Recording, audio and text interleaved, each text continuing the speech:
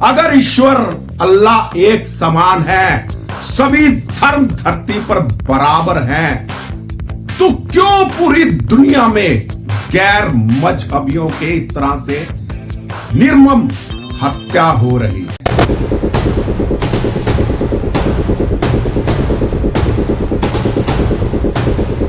मजहब नहीं सिखाता आपस में बैर रखना, हिंदी है हम वतन है हिंदुस्तान हमारा, सारे जहां से अच्छा हिंदुस्तान हमारा।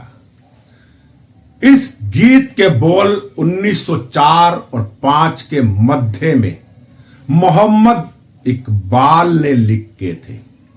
गीत के बोल सुनकर ऐसा लगता है कि यह व्यक्ति बहुत महान चरित्र का व्यक्ति था और सद्भावना इसके हृदय के अंदर कूट कूट के भरी हुई थी। लेकिन 1930 के अधिवेशन में इसी मोहम्मद इकबाल ने मुसलमानों के लिए अलग राष्ट्र की मांग रखी और यही मांग आगे चलकर एक विकराल क्रांति का रूप ले गई या आंदोलन का रूप ले गई। और किस तरह बंटवारे से पहले कत्ले आम हुआ और 1947 में भारत का विभाजन हो गया, भारत टुकड़ों में बट गया, भारत माता के 2 हाथ काट दिए गए, पूर्वी पाकिस्तान और पश्चिमी पाकिस्तान। भारत माता रो रही थी, करहा रही थी, लेकिन उसको चीखो पुकार सुनने वाला कोई नहीं था। इसी तरह हमारे देश के कथित महात्मा ने एक मूल भजन की पंक्तियां बदल डाली और लिख डाला, ईश्वर अल्लाह तेरे नाम सबको सम्मति दे भगवान। जबकि मूल भजन की पंक्तियां इस तरह थी, रघुपति राघव राजा राम, भज प्यारे तू सीताराम, भज प्यारे तू सीताराम। लेकिन उस कथित महात्मा ने किस चालाकी से यह बताया कि ईश्वर अल्लाह एक समान है। आज मैं इन महानुभावों से आज जो इस दुनिया में नहीं, यह पूछना चाहता हूं, अगर ईश्वर अल्लाह एक समान है, सभी धर्म धरती पर बराबर हैं, तो क्यों पूरी दुनिया में गैर मजहबियों के इस तरह से निर्मम हत्या हो रही है? मैं मजबूरीवश उस मजहब का, उस कौम का नाम भी नहीं ले सकता, क्योंकि सोशल मीडिया के यूट्यूब, फेसबुक, इंस्टाग्राम नाराज हो जाएंगे भाई, ट्विटर को छोड़कर। क्योंकि अगर उस कौम का नाम ले दो तो आपके चैनल पे स्ट्राइक आ जाएगी, अगर आपने बोल दिया खुलकर। मजबूरी में हमें शांति दूत संप्रदाय विशेष बोलना पड़ता है और उस मजहब का नाम लेना मानो गुनाह हो गया है।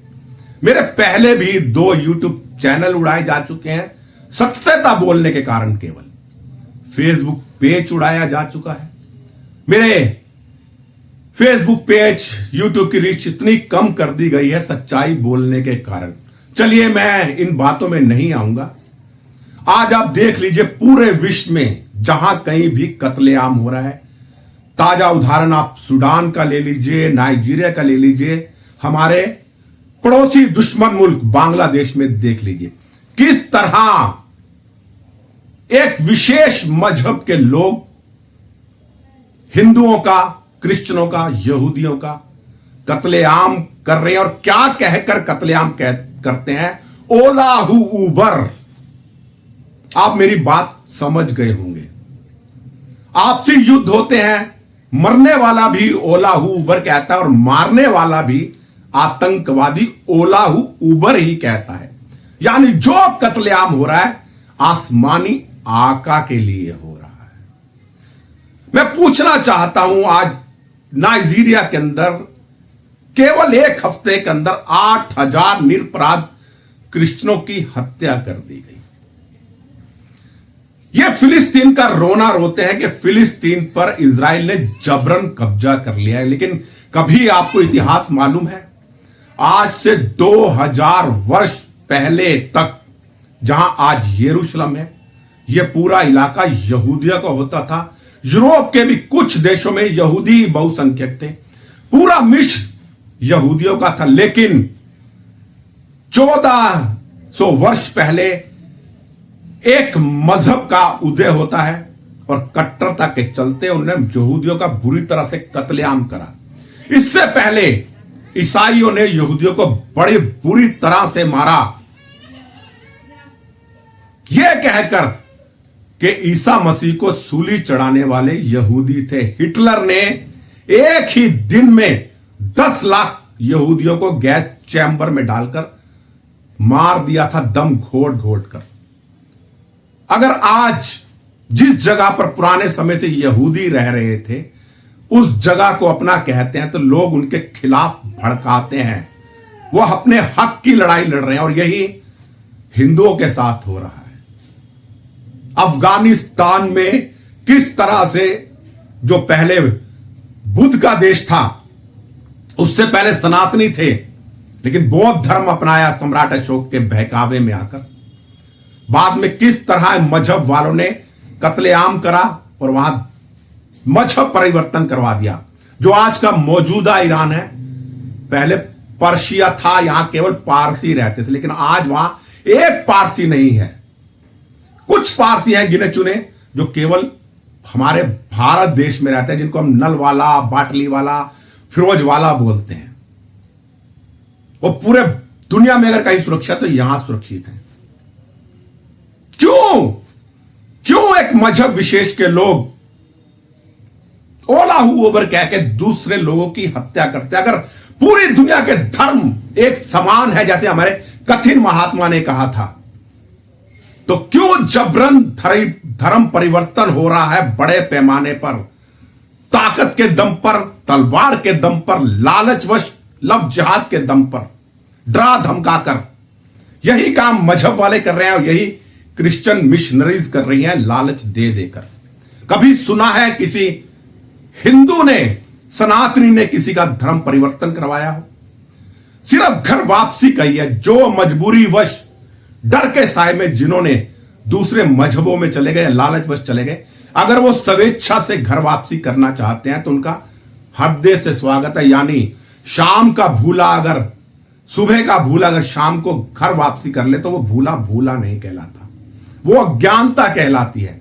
लेकिन क्रिश्चियन मिशनरियां पैसे के दम पर और ये मजहबी कट्टरपंथी तलवार के दम पर, डर के दम पर और लव जिहाद के दम पर पूरी दुनिया में भी दिल्ली का बम ब्लास्ट देख लीजिए आप।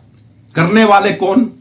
यही शांति दूत संप्रदाय विशेष के, और कोई अनपढ़ नहीं।